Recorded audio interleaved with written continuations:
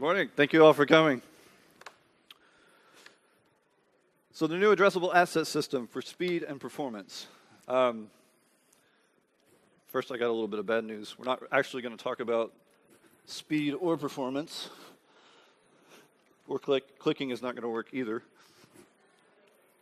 There it goes. Come on. There we go.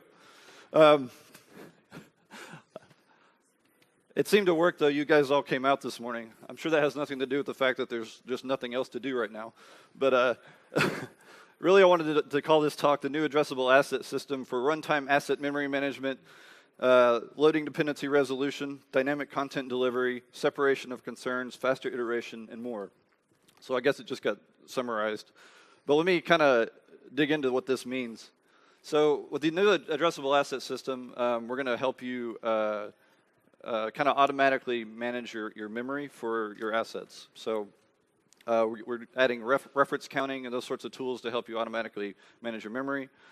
We are, the addressable asset system is designed to help you automatically resolve dependencies for the things you want to load. And in the case of the current system, most of that comes from asset bundles. We're building on top of the asset bundle system. So we help you automatically resolve all the dependencies between all your asset bundles to make the code simple. The addressable asset system is designed for helping you with all sorts of dynamic content delivery scenarios that you have, whether that's downloadable content or just updating existing content that you've already delivered to your app. The addressable asset system is designed to help you with that. An important part of the system is that we're separating the concerns between referencing assets and packaging assets. So this is something kind of new and important that helps you not to have to do a lot of refactoring as you want to move from assets that are built into your project to assets that you want to deliver dynamically. And you can kind of change how assets are packaged and distributed after you've you're far into development and you need to kind of adjust those. You can do that independently of how you've got your code written. And then finally, the addressable asset system is designed to help you iterate faster on your content. So we're going to demonstrate some of that. In my moment of panic of clicking not working, I forgot to introduce myself and Bill. I'm the lead developer of at Unity Austin. We handle all the build pipeline for Unity. And this is Bill. Bill's our senior developer working on the addressable system. So we're excited to be here, and thank you guys for coming. So I'm going to turn it over to Bill. We're going to give you a short demo, well, not short, about 30-minute demo of addressables, where it stands now, and then talk you through a little bit of the roadmap in the future, and then take your questions. Okay. Well, thank you guys all for coming. Really appreciate it. I will be doing a demo converting one of Unity's old tutorials, the Space Shooter tutorial, to use the addressable system. This game, out of the box, uses direct references, meaning, for example, here I've got this game controller, and it's got a game object in it that's referencing a prefab. And so that means that when the scene is built, that prefab is built in with the scene. And when the scene is loaded, that prefab is loaded into memory. You can instantiate it and things like that, but you have no control over the memory management. And we want to change that. Maybe this prefab is really big, and so you want to download it off a CDN, and you don't want it to be shipped with your actual initial player build. Or maybe you want to be able to load it and unload it dynamically, something like that. So we're going to change this. And conceptually, what the addressable system is you have an asset, and you give it an address. And once you've done that, our system handles the building of it. And at runtime, you just say, hey, give me this thing by its address. You don't have to worry about any of the details of where it is and that kind of thing. So I'm going to walk through a demo of that. So I'm going to go over the code real quick. And as I said, that public direct reference is a game object. And just so you guys know, I'm going to kind of go through this a little bit quick. So it's not all about, here's how you click on this thing and that thing. This is more about the concepts. I'm just going through it live to kind of demo it. So I'm going to convert this direct reference game object to what we call an asset reference. And what that is the ability to reference an addressable asset from an object. Now, a lot of the times when you're using addressables, you're actually probably going to use a string address, but this is sort of a cleaner object-based method that we wanted to demo here. So I just changed the member variable to be the asset reference, and then in the spawning code, when I actually create it, instead of calling game object instantiate, I just say player instantiate. So that's the only things I need to change in the code, and I come back here, and once it reloads, we'll see that this UI changes from an object reference to this drop-down. Now, I'm not going to get into what's all in here. Basically, it shows addressable assets, but that drop-down in system has potential to be really powerful. You can really restrict it and constrain, what kinds of assets can be in there and things like that. But I'm not going to get into that here. I'm just going to take kind of the same workflow you would do before if I'm taking a prefab, which is this player ship, and just dragging it on there. And now this thing is addressable. Now, under the covers, we have given it an address. So if I actually select the prefab, there's this new checkbox up here, addressable. So you can check it to make things addressable, and it's been given an address. By default, it's its path, but I could change it. Player 1, for example. And if I come back over here, player 1 is what I'm referencing. And I always forget to save the scene. But I can come in here to play mode, and the ship shows up. So that's good news.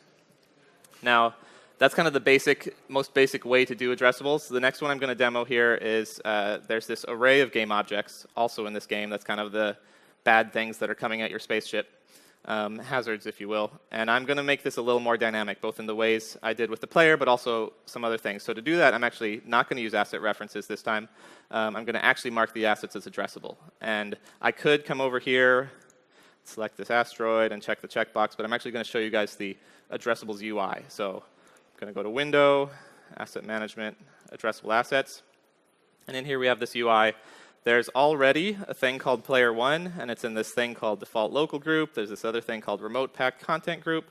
So what are these groups? So first off, these names are arbitrary. You can name them whatever you want. I happen to name one local and one remote, so I'd remember.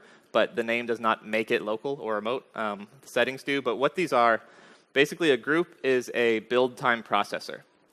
So you can put assets into these groups, and at build time, they're processed by the groups. So for example, this local group I have set up to build all the assets that are in it into an asset bundle, put that asset bundle into streaming assets so that it's local and available to me, and load it from streaming assets. This other one I have set up to build to a different directory. You can see the settings down here, and it's going to load from some CDN internet.com thing. So I'm going to, so I'll say these groups are one of two main customization points within this system. So if I right-click here, there's a create new group, and there's a list of groups. The specific ones in there don't matter. The point is, if you inherit from a specific interface, your group will show up there. So if you need at build time to encrypt your data, or you need to generate some new assets, or change some import settings, or do something weird, you can do it through the system. You just create a group, you put whatever assets you need into that group, and your custom code is run. And then the flip side of that, the other key customization point is at loading. If you remember in the game code, I just said player.instantiate. The way our system works is you say I need this thing, and it figures out, does that thing have dependencies? Do I need to download something off the internet? Do I need to load asset bundles into memory? Do I need to load dependencies? Do I need to generate assets? Do I need to decrypt things? Whatever it is it needs to do, it figures all that out, and it figures it out through what we call providers.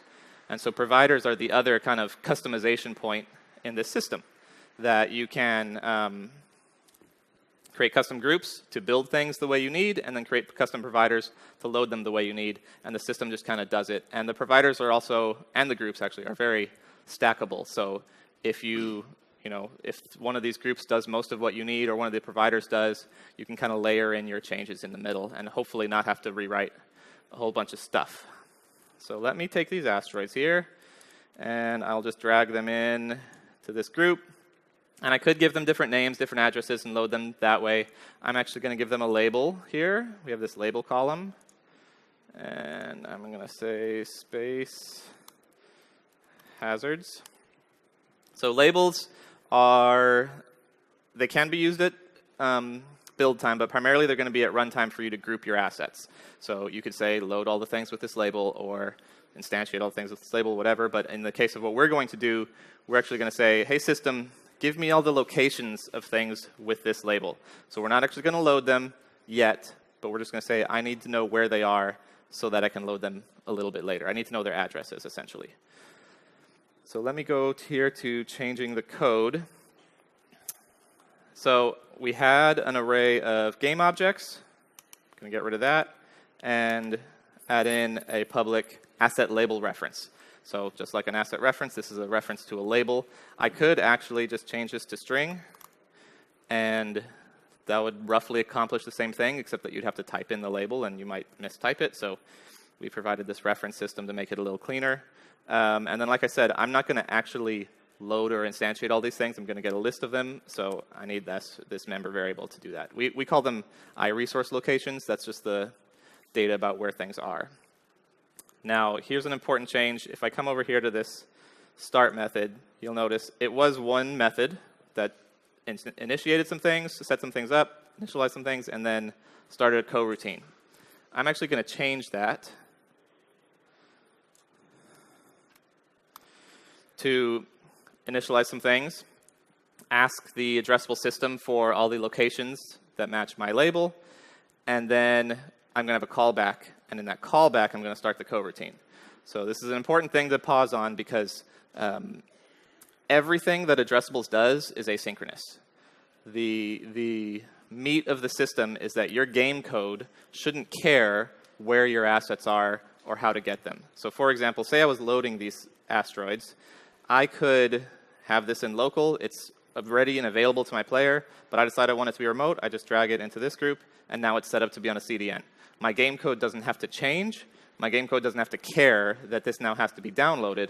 And really, the only way to pull that off is to be asynchronous. So everything we do is asynchronous in this system, and it just makes for a more powerful game code setup. So one other thing here in the actual instantiation code, there's two little changes that don't matter that much. It's, like I said, it was an array of game objects, and now it's a list of resource locations. Since it's in a list instead of an array, I have to, change it to count. And then the main change here is instead of calling instantiate, I'm saying addressables.instantiate. Now, in this case, I'm giving it this resource location. I could tell it player 1 and load that by string. I could similarly type space hazards in there. Whatever I wanted to put in there, the system just figures out how to deal with it. So we've got that hazard in there. We've got these asteroids set up. And now I need to come to my actual game controller and tell it that my hazard name that I want is space hazards. Save the scene. Hit play, and we should have asteroids coming down the screen at us. They do. Success. So this got these asteroids flying at us. Now, as I showed you, the system, I just say, give me the thing. And the system figures out, oh, these are in asset bundles. In this case, some of the asteroids were in one bundle, some are in another. It figures out loading. And so we load all those asset bundles for you. We load all that stuff for you, which means we have to unload it. And the way we keep up with that is through reference counting. So we've provided a window to help you see what's going on with our reference counting. So window, asset management, resource profiler. And you can see here, we've got two different asset bundles. If I expand this one, we can see that this one has the player and 2 asteroids in it. If I make one of them bigger, so hopefully you can actually see it, you see the ref counts climbing, climbing, climbing. It gets up to 4 for this asteroid. Now, I don't actually have 4 of this asteroid on the screen anymore. The issue is we never told the addressable system, hey, I'm done with this asteroid. So need to go over to the game code and fix that. And to do that, I'm just going to search the code base for destroy and replace all of my calls to destroy with release instance.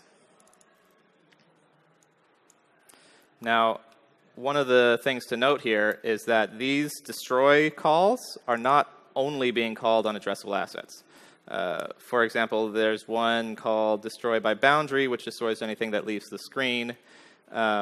in this game, my spaceship shoots little laser beams, and when they leave the screen, they have to be destroyed.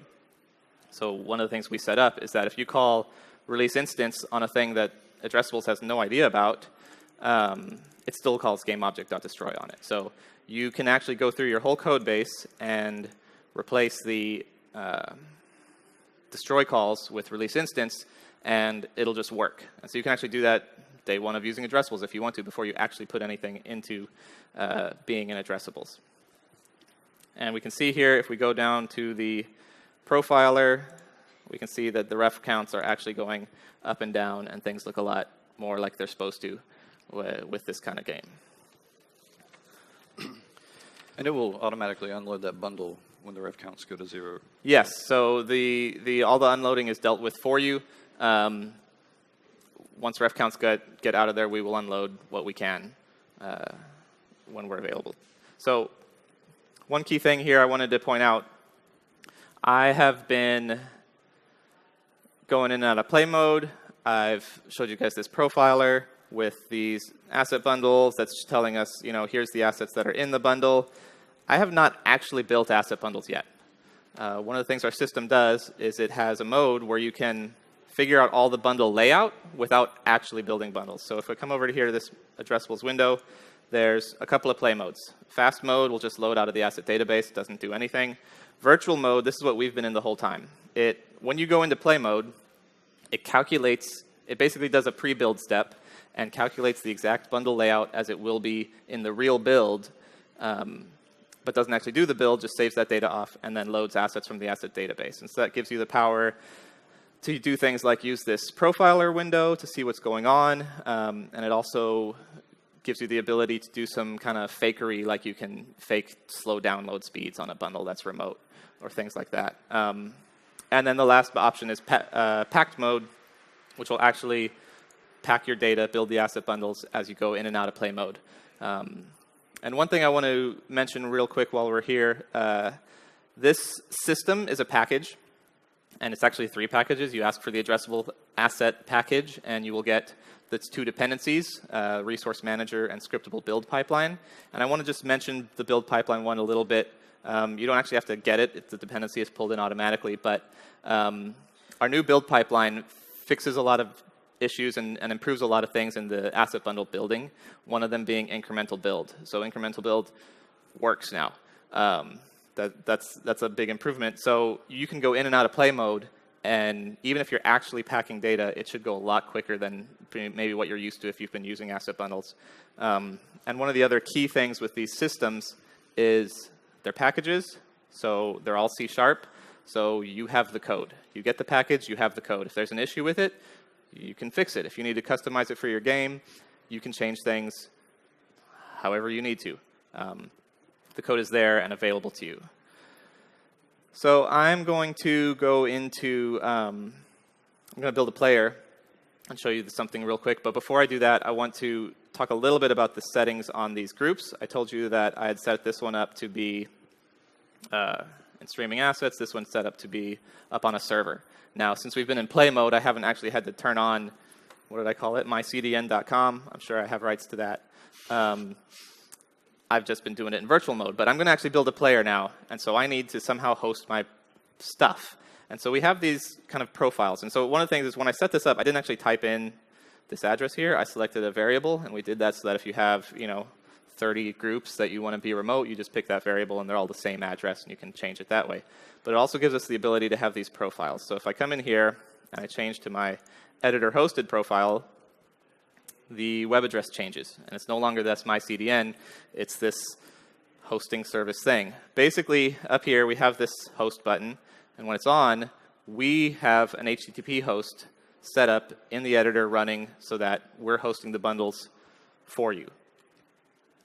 So I can get out of play mode, and I can move things around. It doesn't matter. Now, one of the things, too, I want to note is I set this guy up to be hosted so that I wouldn't have to set up a CDN, but I actually also made the local group be hosted.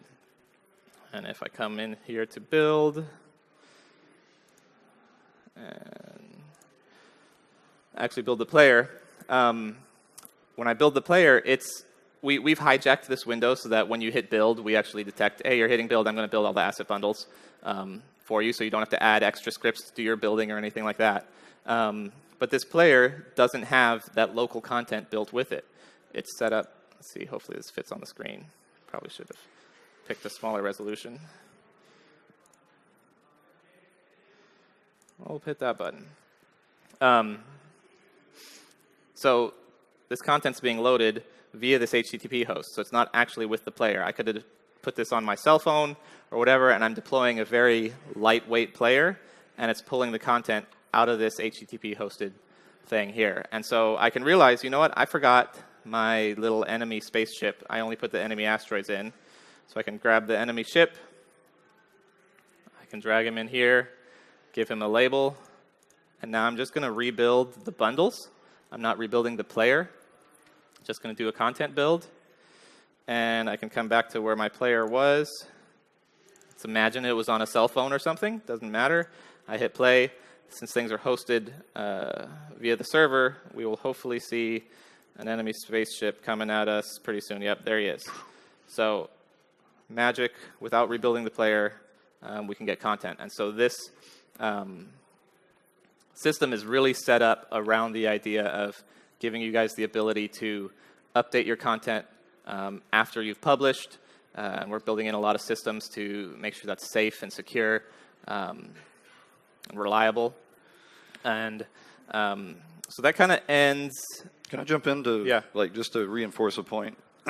What's really nice is that even though if your intent is to ship your game with all the content in your game, this mode of iteration and connecting to the local host to get the content like this allows you that this very quick iteration without having to rebuild the whole player and redeploy the content. At the very end, you can just change it back to your kind of distribution profile, rebuild, pack all your content in like you're going to ship. So you get the benefits of both being able to iterate fast, but also be able to ship, your content however you want to. Yeah, and you don't have to change any of your game code to do that. So, yeah, I can. All this is remote hosted. I flip a little switch. Now it's going to be built with the player. Game code doesn't change. Build code doesn't change. It just works. So that's the demo of kind of converting this game to using addressables. I want to show you two more things really quick. I'm more going to talk through them than do them. But this game was using direct references, as I talked about. There's two other main ways you've probably been referencing assets in your game, either loading them from resources or actually building asset bundles. And I'm just going to really quick show you the kind of migration steps we have for that. So in this game, I have a resources folder, and there's one thing in it called BoxyBox. Now, that actually shows up in our addressable system. There's this little built-in data group that I kind of ignored earlier. If I expand it, there's a thing called resources, and I can expand that, and BoxyBox shows up. So addressables will load resources. So anywhere your game code says resources.load async, you could replace with addressables.load, and it would just work. So again, day one, you could change your code without actually using addressables out of the gate. Now, the benefit that gives you is down the road, you decide, you know what? This thing that's in resources, I actually need to download. So I'm just going to take him and drag him into this remote group. And the system's going to warn me, you're trying to put something in resources in an asset bundle. That's not going to work, because if it's in resources, it's going to end up in the build. You cannot stop that. So it's going to say, hey, do you want me to move it for you? And we'll say, sure, yeah, thank you. Thank you, system. You're so generous. Moved it to a folder called resources moved, and now it's in a remote bundle. Again, my game code doesn't have to change at this point, because I was just using addressables.load. Now this is set up to be remote. Doesn't matter. Game code is unchanged. Then the one other thing I wanted to demo was I've got this prefab that is set up using an asset bundle in sort of the traditional way, the current way, which is you pick an asset bundle from these groups here. Now, our system ignores those. So the fact that this prefab is assigned to a bundle called old bundle doesn't matter. When you hit build with our system, it's ignoring that.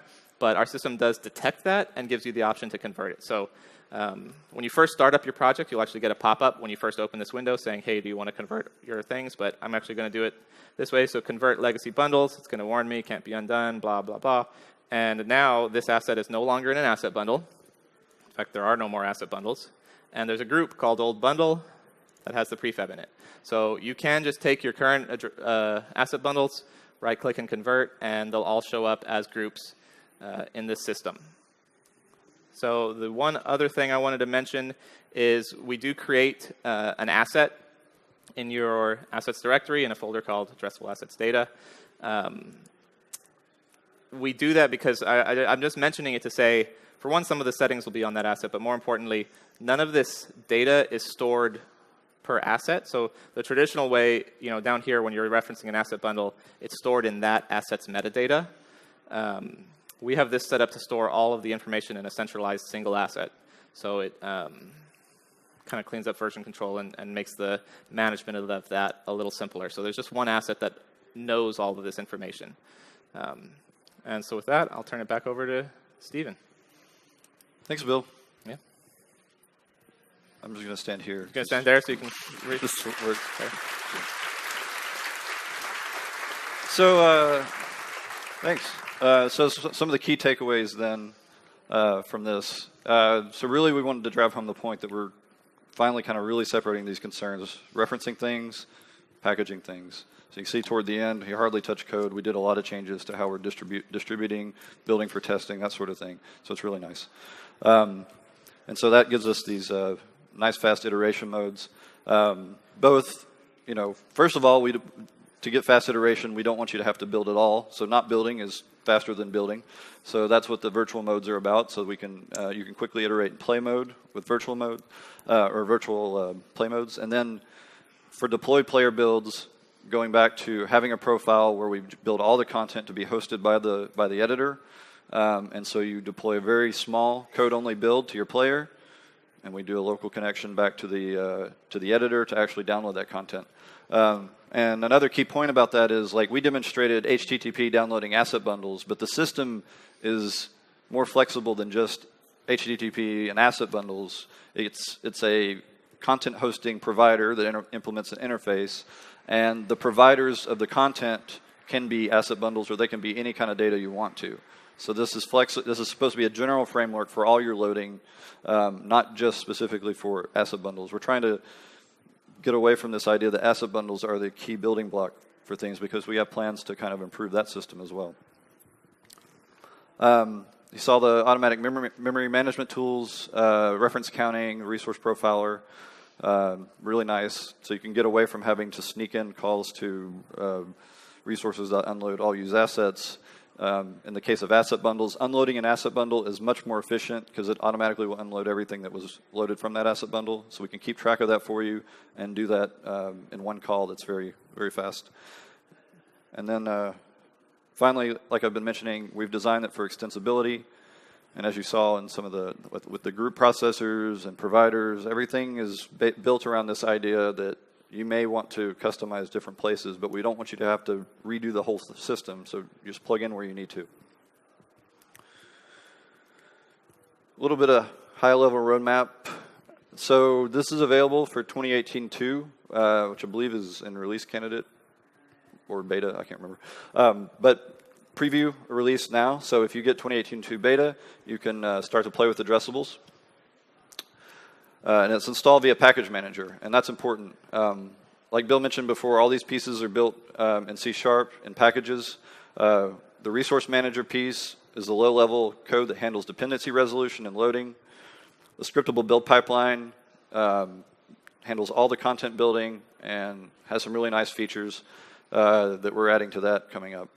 And then addressables is the package that is the feature package. So depending on your needs, we hope everyone can stay in the addressables world and use that and get the benefit of the whole system. But if you have a very complex project or you need a very specific thing that the resource manager provides or scriptable build pipeline provides, you can also use those directly.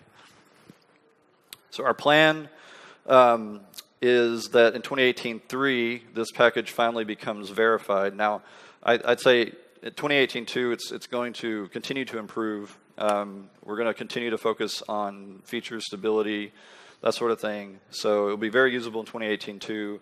But before the end of the 2018 cycle, it'll be a verified package and there for long-term support in 2018-4.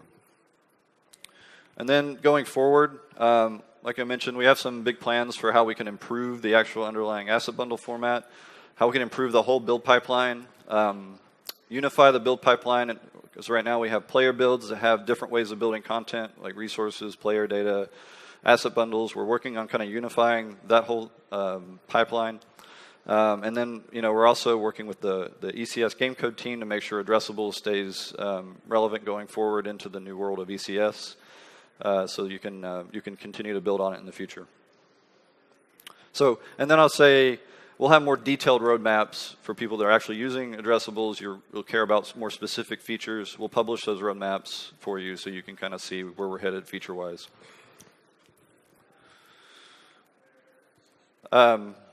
For now, at this moment, the addressables package doesn't show up in the package manager list, but it's there. You just have to kind of edit your manifest file to add it.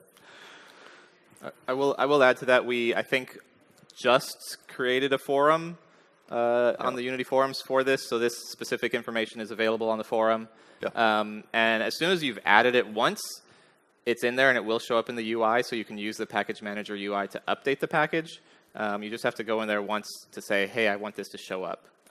But this information will be on the forum, available to people. All right, time for questions. Audrey has a mic, so if you have a question, she can bring you the mic. Hello. How do you handle variants in your new system? Variants. So the official answer right now is that we are not going to prescribe a variant solution yet. We've done some experimentation. There are scenarios for variants that you can accomplish with addressables right now with the way that it works. So we're going to wait a bit to see how you guys start to use addressables and kind of let that be more driven from your feedback before we get too far down that path, because that variant word means a lot to different things to different people also. There's also some new things that we're not really talking about yet that we're working on, build configs, for instance, where we could have multiple profile or multiple asset importer settings kind of per platform and discrete configurations. That's something that we're working on also. So that kind of solves some of that variant issue. But yeah, we're still trying to find the best solution there. Do you have anything to add to that? I will add that the label system provides, I showed you space hazards. You can also give things multiple labels and say I want things with all these labels. So I could have a ton of space hazards, some of them labeled Japanese and some of them labeled English. And I could say, give me all the English space hazards because I want to be Englishy today. Right. Or I want to be high definition, right? So you can use the label system to make sure you get the things that are varied. And then you should, we've been doing a lot of experimenting with using the group processors to create the variants. We just haven't come up with something that's totally solves everyone's problem all at once that we could just release. But for your specific problem, it should be the system should be extensible enough for you to be able to solve whatever problem you specifically have through this. Yeah. I just had a question about the unloading the assets when the reference count gets down to 0. Mm-hmm. So sometimes the loading strategy is you want to load everything at the beginning of the scene, then unload everything at the end of the scene. Sure. Is there any way to prevent the system from unloading it when the reference count gets to 0? Yeah, so we have a couple of things. We, I think, are providing us an experimental. We may have pulled it because, again, general purpose versus solving your own problem for your games, but a kind of pooled system so that you could manage.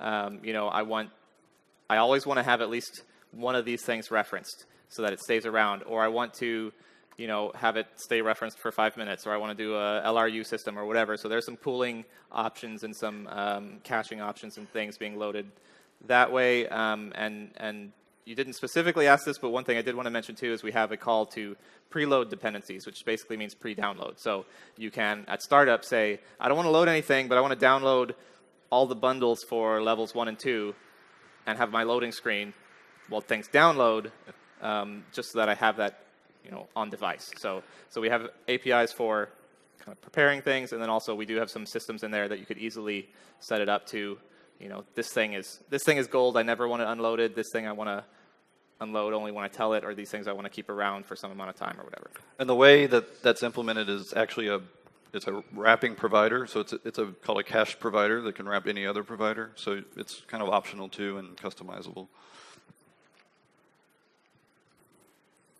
Over here.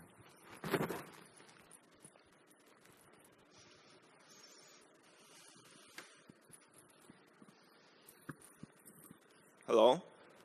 Awesome feature, guys. Thank you. Really. I have a lot of questions, but I'll ask one. I Okay. think. Thank you. Is there a way to replace the built-in data? You know what you do in addressable window. Yeah, you set like player one is that asset. That asset. Is there a way to deploy a new content that replaces this data? You know, to Yes. Yeah. So if something's already set up to be remote, you can change that. So for one, the address doesn't have to point to the same prefab. So you had player one pointing to player.prefab. I can later decide I actually want that to be pointing to tank.prefab or cow.prefab. And I can do that. And if it's already remote, then you just rebuild the content, redeploy it. We have it set up to, the intent of the system is say you have 100 bundles that are created. When you publish that and deploy it, you then rebuild. It's only going to change the ones that need to change. So you can just copy it up to your server. Most of those are going to be unchanged. The one that changes will have a new hash. The things are renamed. I don't want to get too into the weeds, but that should work cleanly. And we're also The content catalog is republished as well. yes. So there's basically one catalog that tells the addressable system here's that mapping, and that catalog is sent with the player and is sent to all of your remote locations. And the system figures out which one's the right one, which one's the latest one to use. So yes, it automatically downloads the catalog, and that's one of the reasons in my game code, when I was just asking the system, hey, give me the locations of the space hazards, I'm not even loading anything, that had to be asynchronous because it might be downloading a remote catalog at startup. And so even that call needs to be asynchronous for that reason because the content catalog can be remote. And we're also building in some systems where even if you had something that was set up to be local and you want to change it, we can actually detect that and rebuild it with that being remote. But that's a little fuzzy, hand-wavy. That's my hand-wavy answer for that. So, Thank you. I just have one question which comes to uploading the asset bundles which are built remotely to the CDN. Yeah. Now my question is there a versioning on the CDN side of things that also factors into the product that you're building?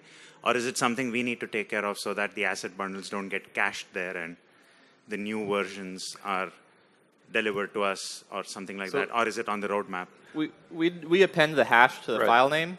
So It should break the cache. It should just work, Yeah. including your download caching.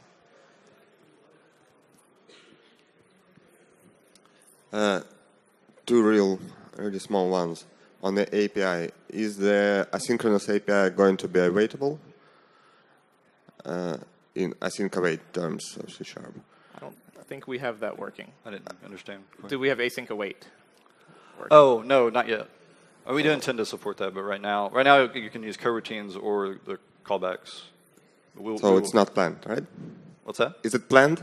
Yes. Yes, we'll support async await when it's viable. And also on the there's very neat UI on the layout, the assets and groups. But is there gonna be a way to automate that? Do some additional scripting, maybe generation based on some data? Yes. To chime in more deeply. Yeah, there's particularly for, say, asset store developers that want to create content that they want to distribute to people to use in their games as addressables. We have a way that you can export the addressable data, and then that can be automatically imported into other projects to share content that way. Is that the kind of thing you're talking about? Or were you asking? There's the other in your own game project, you want to be able to automate. Well, there's APIs as well for adding. Yeah. So all of the UI is built on public APIs within the system. So anything the UI can do, your code can do if you need a custom script to do that.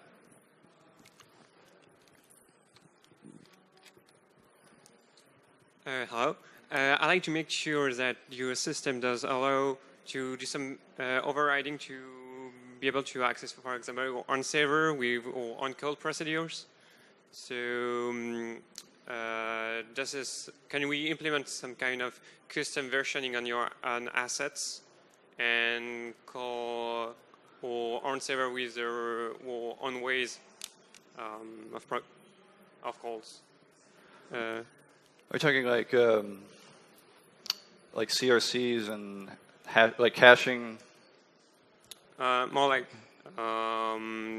just having a REST call to a specific server that is your own. Oh. Yeah, so Yeah. you can set up your own provider that needs to provide things the way you need to. If you need to, instead of doing a Unity web request, you're doing your own REST API. So we can link any API or on. Yeah, and really the providers can do anything. We've written providers that generate assets. Like if you, I mean, we're not distributing those, but just in our own playing around. You know, if you need to create a red texture, a provider could do that, right? So if you need it to download weather data from the government, it can do that. Like whatever thing you need that provider to do, it should be able to slip in cleanly to do. Thank you very much. Yeah. Hi, thank you. So does this new system support building assets in different projects? So let's say we have a main game and we have separate project for generating million textures or whatever. Yeah. Does this system support that? Yes, but I don't know if it does at this exact moment. Well, I think the key thing to know there is that we are using a brand new build pipeline called a scriptable build pipeline that's going to enable those sorts of scenarios much easier than before. Like previously with the current asset bundle build APIs, you have to build everything all at once to correctly generate dependencies and for everything to kind of work right. The new scriptable build pipeline will you have much more lower level access to things, so you'll be able to build a build pipeline that allows you to kind of distribute the content builds a lot easier. Now we haven't prescribed any methods for that yet, but based on your experience, if there's something missing that needs to be there for that to be easy to do, that's something we can add. And the content catalog side of things should work with that as well. Yeah, exactly. Having multiple catalogs. I think we got a question over here. Or over here. Okay. Hello. Since we're storing all this information in one asset, are we going to see a lot of merge conflicts when working in teams, or all the addressable information is stored in one asset? Right. We'll see. Hope not. So you haven't tested it yet, or? Well, I mean, this is one of those things. It's at scale testing, but the internal layout should be mergeable. I think we're okay there. We've also had we're still in flux on some of this. We actually do have different assets for groups, for instance, right now. So there is ways to break the data out that we're still experimenting with. So we're not sure because the settings. So I guess there's a difference between kind of the asset definition and some of the settings. So we're trying to find the right layout so it works well with source control. Yeah, that is a little bit in flux. We have done our best to test things at scale, but you guys have a tendency to break everything once we get it out in the world. So we're planning to be really flexible. That's the beauty of this being a package, is that we can get it out to you guys. You guys can tell us it's almost perfect, but has one flaw, and we can fix that flaw really quickly. Yeah. If there's one. I'm assuming there's only one, but okay. There's some questions over here. Just one more, please. So a common issue that many probably have run into is that when you have a lot of cells for a store, for instance, and you want each cell to have an image of the item that a player can buy, you want to save those in an asset bundle, for instance, and we would also like the UI designer to be able to see the cell properly as if the image exists there. But right now, if we keep the image referenced in the image, it will get built in the player, but it will also get built in the asset bundle. Is there anything we can solve with that, with the asset references? that's coming soon. I think we're working on a way to basically have essentially being able to load an addressable in the scene view, because essentially, yeah, you want it in there in the scene view in the editor, but you don't actually want it in the scene with a direct reference.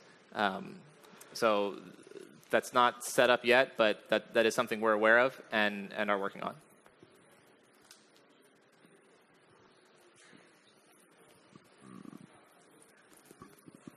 Hey guys, I'm interested, can we make scenes addressable? Yes. And can we bundle them and download them and all that stuff? And if we can, is the existing asset bundle weirdness with scenes being bundled separately to prefabs, is that still a thing, or is that a different system now? It's still kind of a thing, but we have better abilities to address those issues now with the new build pipeline.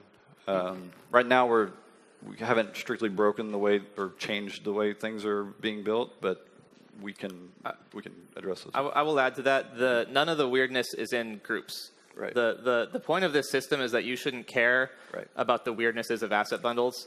And so, yeah, you just put things in groups. If there's a prefab sitting right next to a scene, the group's not going to complain. It's going to, under the covers, build separate asset bundles. But since you don't ever have to load the bundle, you shouldn't care. You just say, hey, give me this scene, and our system figures it out. So we're trying to wrap that weirdness with prettiness. Cool. Thank you. Yeah. That's quote of the that's our new tagline, by the way. Wrapping weirdness with prettiness. Yeah, yeah. We considered naming the talk that, but weren't sure who'd show up. Hey, is the configuration of that available to modify inside the build in runtime? So if I have a remote config that says, all right, this is the asset for this player. If I run, for example, A/B tests, can I change the configuration of server from which the assets are pulled in runtime? Or is it like static in build? You can change that. I mean, right now it's build time generated and baked in the catalog, but you could certainly change that. We haven't prescribed any A/B testing kind of things, and we've had this request too. I think for runtime. We haven't URL changes and that we sort of haven't thing. explicitly solved it. Yeah. But it should work pretty cleanly in the system. There's a handful of mechanisms that would provide you a way to do that. Yeah. With asset bundles, as far as I know, it's possible to use precompiled scripts with DLLs. Would this be still the case? Everything that works currently in Unity as far as asset bundles still works, but we're not explicitly solving problems around delivering code. That's not in our domain. We're not trying to change anything about the current behavior, so we're not making promises on how that's going to work into the future. I think there was someone in the back there too, if that's closer.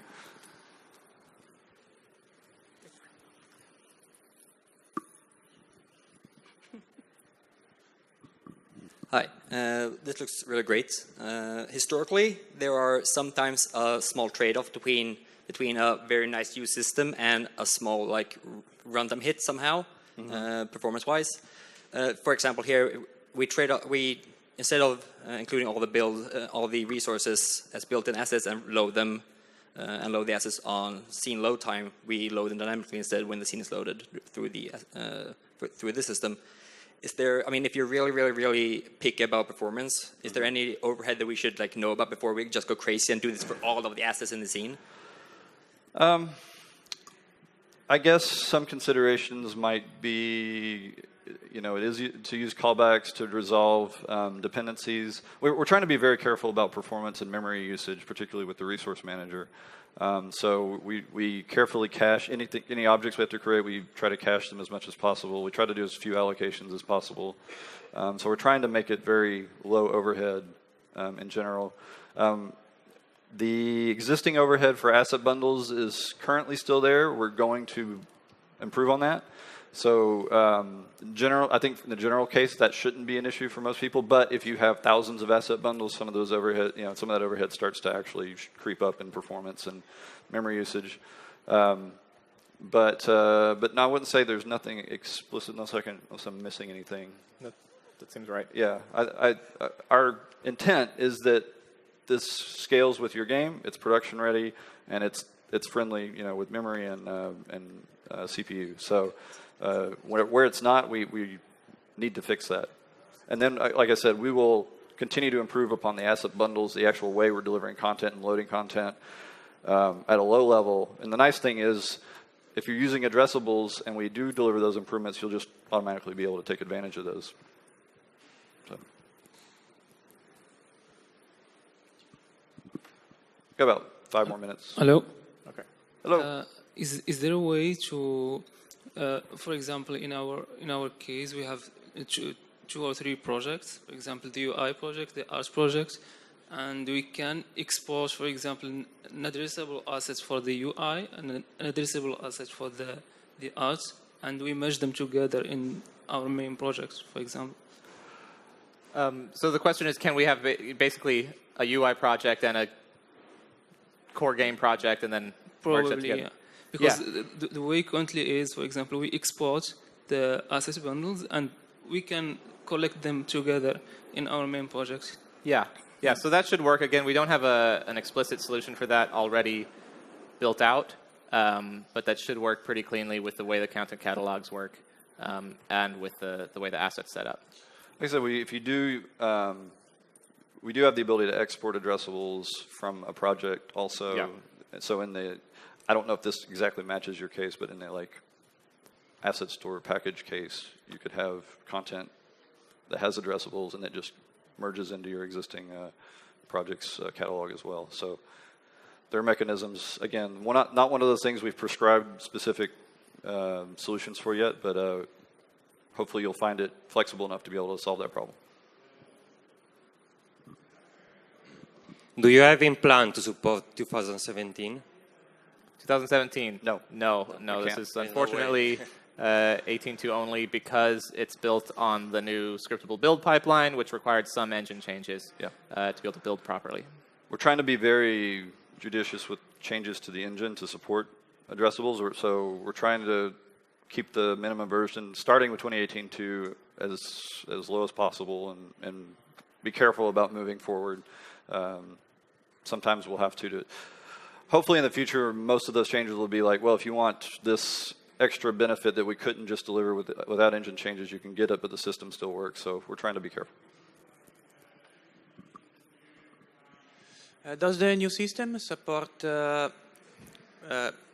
publishing new content on an already built app that you also have modified the code and updated the app for the users that didn't update the app? Well, so in the case as long as the asset itself is compatible. Right. So right now, our approach is going to be, we're going to expect you to use branches for code changes in terms of versions. We'll help you manage releases within a version of your within a branch, basically. But we're not going to try to support all that within the same point in time in your Unity project, because that's kind of problematic for Unity anyway. So really, for supporting multiple versions of your game deployed, we would expect you to have branches for each of those versions, but then you could independently move your content forward in both of those branches. But we'll provide tools for that to provide updates. I think we might have time for one more question. Question.